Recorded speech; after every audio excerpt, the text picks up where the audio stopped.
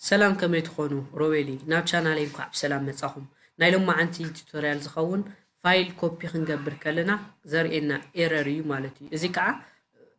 فلاشنا بزح سبيس ندهالو جن كوبي بيست نقبر تلنا ايرور يرينا ايو نعمنات اف كمبيوتراي دحر نايت فلاشي بروبورتر ايو هوينا رايت كليك يركم بروبورتر ايو وختريو تايزل فري سبيس زلني شو عتنا 37 جيبني جن كاون تحتي فلاش كاون تحت فايل كوبي بيست قبرت الهاجن ايرور ندالن نعنت كاريكم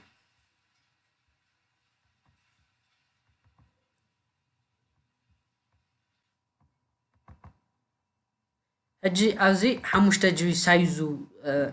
فايل نيني رايوا رايت كليك يرا بروبرتي زلني زي بروبرتي قريت له حمشنتي 23 ነገር ግን ሰንድቱ ሁለት አለው ራይት ክሊክ ያራ ሰንድቱ ናፍታ ፍላሽ ዩኤስቢ ድራይቭ ጂ ተዘላ ሰንድቱ ሁለት አለው ግን ኤረር ይዝመጽን ራይ ወብዚ the file is too large for the file destination ማለት ስለዚህ ታይና ክንገብር መጀመርታ ታ ፍላሽኩም ታይ አይነት ፋይል ሲስተም አለዋ NTFS ፋት 32 ዝብርአይዎ እንደህት ፋት 32 ኮይኑ ክሳብ 4 GB ማክሲመም ኮፒ ፔስት ክትገብሩ ትኽእሉ NTFS እንደህር ኮይኑ ግን ክሳብ ብዘይ ምንም ገደብ ማለት እዩ ስለዚህ ራይት ክሊክ ገበርሞ ፕሮፐርቲ ልኩም ረእዋ ከምታ ዓንቶ ዝገበርክዋ ረእዋ ሕጃዚ ፋት 32 ስለዚህ ካብ 4 GB ንላዕሊ ኮፒ ፔስት ክገብር ይከኣለኒ ማለት እዩ ሕጅታ ይክገብር ዘለኒ ና NTFS ኮንቨርት ክገብርለኒ ኮንቨርት ንክገብር ከዓ ክልተ መንገዲ ኣለዋ ታናይ መጀመርታ ፎርማት ምግባር እዩ እንድሕር ፎርማት ጌርኩም ፋይል ክጠፍአኩም እዩ ስለዚህ እንድሕር ፋይል ዘየለይኩም ኮይኑ ታይም ትገብሩ ፎርማት ገበርዋ ፎርማት አብዝል መማረት አዚያ ፋት 32 ዲፎልት አሎ NTFS ዝል ተቀይርዋ ካው ስታርት ፎርማቲንግ ይልኩም ማለት እዩ እንድሕር ፋይል አለኩም ኮይኑ ፋይል ከይጠፍአኩም እንድሕር ተደሊኹምኩም ናብ ስታርት ኺዱ ካው CMD ዘምንም ሶፍትዌር ማለት እዩ ቀሊሉ CMD ተኸፍቱ ራይት ክሊክ ብምግባር ራን አስ አድሚኒስትሬተር ክትልዎ ዘለኩም ማለት እዩ yes فقط ስለዝደሊ ካው ጸሊም ስክሪን ከም ጸልኩም እዩ ካው አውዝ ተአኽምትሉ ኮንቨርት ታፍለሽ ዘለታ ቦታ ረዋ USB ድራይቭ G ያት ዘላ ስለዚህ ታይት ገብሩ G ካው ሰሚ ኮሎን የሊ እዩ ካው ስላሽ ትገብሩሞ FS እዚ ኳልስቱ ናምታይና ኮንቨርት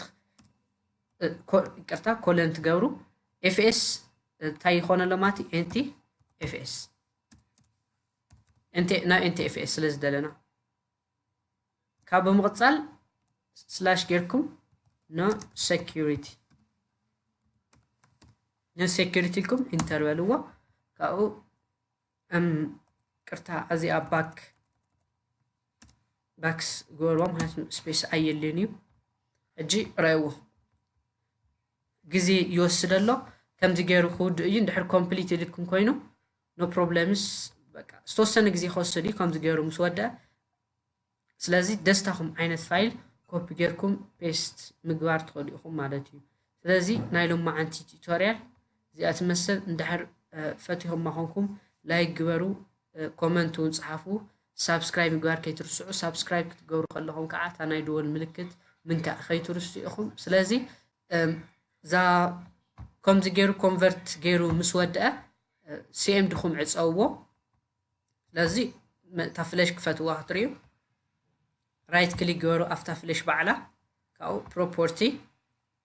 ተቀይራ ዶ ኣይ ተቀይረትን ራይዋ ፋት 32 ነራ አንቶ ሕዚ NTFS ኮይና ኣላ ስለዚህ ንሞክሮ ኮፒ ፔስት ታኔ አንቶ ፋይል ክኸይድ ዊንዶውስ ሰነላ ሰንድቱ ተይለ ሕዚ ናብ USB ኮፒ ምግባር ጀሚሮሎ ማለት እዩ ስለዚህ ብዘይ ምንም ጸገም ፎርማት የጎርኮን ዘለኹት ፍላሽ BCMD ብዘይ ምንም ዓይነት ሶፍትዌር አው ዘሎ ሶፍትዌር ዳውንሎድ ምግባር ከይተጸበይኩም ከምዚኣ ጌርኩም ስራሕ ትኽእሉ ኢኹም ስለዚህ ሳብስክራይብ ምግባር ከይትርስዑ ብጣዕሚ ይቕኒለይ